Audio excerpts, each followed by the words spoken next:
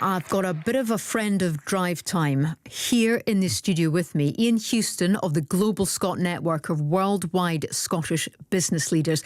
You usually chat to us in Washington, but you are now here in BBC Radio Scotland's Drive Time studio. It's good to have you here. Live and in person. Live and in person. And I've got to say, wearing, I would say, possibly a brand of well-known Scottish tweed, right. would I yes, say? That's right. Looking the part. Looking the part. Very much feeling the part. My family is from Scotstoun, so a local boy. Well, you're home then. The light is shining here today in Glasgow, so it's lovely to be here. Indeed it is, in Glasgow. Now, part of your role, of course, is to encourage links between Scotland and the US, Ian.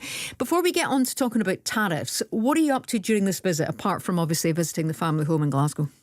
Well, I'll give you an illustration. The last couple of days, I came in for Martin Luther King Day. Martin Luther King Day was actually yesterday. Obviously, as you know and your listeners know, that Glasgow and Scotland is a multicultural society. So it was important for me to come in to say there's no reason why Scotland can't observe Martin Luther King Day. So I was at the University of West of Scotland talking to students, leadership there, about the possibility of a scenario in the future where we celebrate Martin Luther King Day. What response did you get? Absolutely positive, very supportive. Of course, we celebrate Robert Burns and his birth this week. No reason why we can't celebrate another global figure like Martin Luther King. Mm-hmm. But I would say that I met with Global Scots today, Brand Scotland, Scottish Government, the Scottish Connections Framework, which is a real innovative framework that was created a couple of years ago. Global Scots are doing fantastic work around the world, supporting Scotland, trading activity, commercial activity. I was with Scottish SPCA today. Scotland, in terms of its work related to animal welfare, is innovative, entrepreneurial. I was with Govan Help today. In Govan, the charitable work that Govan Help does is spectacular. They are also innovative, creative, entrepreneurial. When we talk of Scotland, Scotland is now, we need to be inclusive of the social enterprise sector. I don't love the third sector terminology because I feel like it ranks it as if it's being third. But I put it at the top if we were to list of the priorities because it's quintessentially Scottish. So that is a piece of what I communicate when I talk of Scotland as now. It's inclusive of commercial trade, but it's the charitable sector, the social enterprise sector, the university sectors. And that's a great story to tell. Because you've been looking, I know, at encouraging minority-led businesses as well in Scotland. Absolutely. Minority-led businesses within Scotland, as you know, it's a fast-growing segment of the population.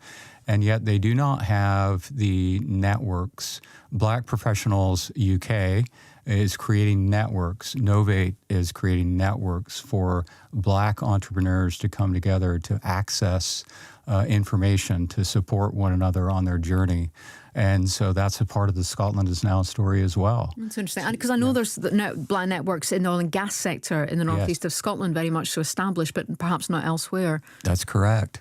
Yeah, and that's a good point that you mentioned Aberdeen. Scotland is, when people think of it internationally, they need to understand it regionally as well. So they need to understand what are the attributes of Glasgow, what are the attributes of Edinburgh and Inverness, where I'm going, what are the challenges in the Highlands with transportation, Aberdeen and Ayrshire. And so there needs to be a level of conversation about the regions that comprise this story of Scotland. Let's talk about Trump now. Yes. Tariffs. How could this affect Scottish companies? Because I know already the Scotch whisky industry has been expressing concern, Ian. Yes. The negotiation around tariffs, of course, was resolved during the Biden administration, but the resolution on those tariffs, specifically related to whiskey, actually was to expire in 2026. So it's important that we are mindful at the very beginning of the Trump administration to engage on a discussion of why this would be harmful to Scottish communities. It's important, as President Trump is coming in, that we appeal to his Scottish connection.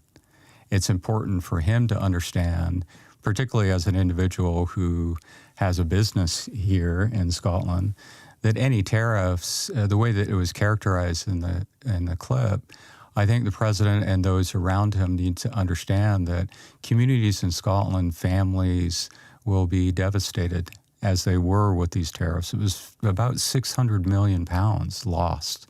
And so to reinstate those tariffs around disputes that had nothing to do with Scottish whiskey. How concerned are you, Ian?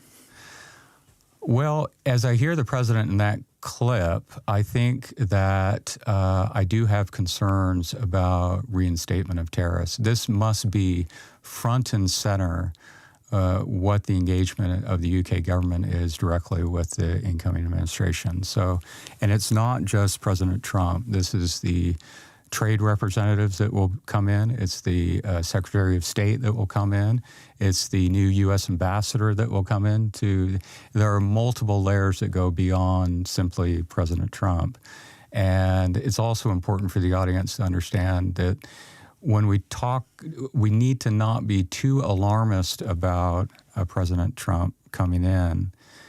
We need to understand and think tactically and strategically about engagement with an individual who's been duly elected. But it's also important. The layers of the political apparatus in America are complex. We have new governors that have come in. We have new mayors that have come in, both political parties who are innovative, ready to engage, who negotiate trade issues and promote their states and want to hear about Scotland. So Scotland doesn't necessarily have to go through the federal lens. It can engage on a local level to tell the story of Scotland to states and cities. And that's what I'm advocating for. And that's why the Global Scot Network is strong, because we have Global Scots around America and North America and around the world. Ian, thank you so much for coming in on your visit to Scotland. Enjoy Burns Night. Now, remember, you visited the SSPCA. Member Haggis are on the protected list, so I'll go vegetarian if you can. Thank you so much. Thank you. Thanks for visiting. That's Thank you. Ian Houston there from Global Scot Network of the Worldwide Scottish Business Leaders. Now,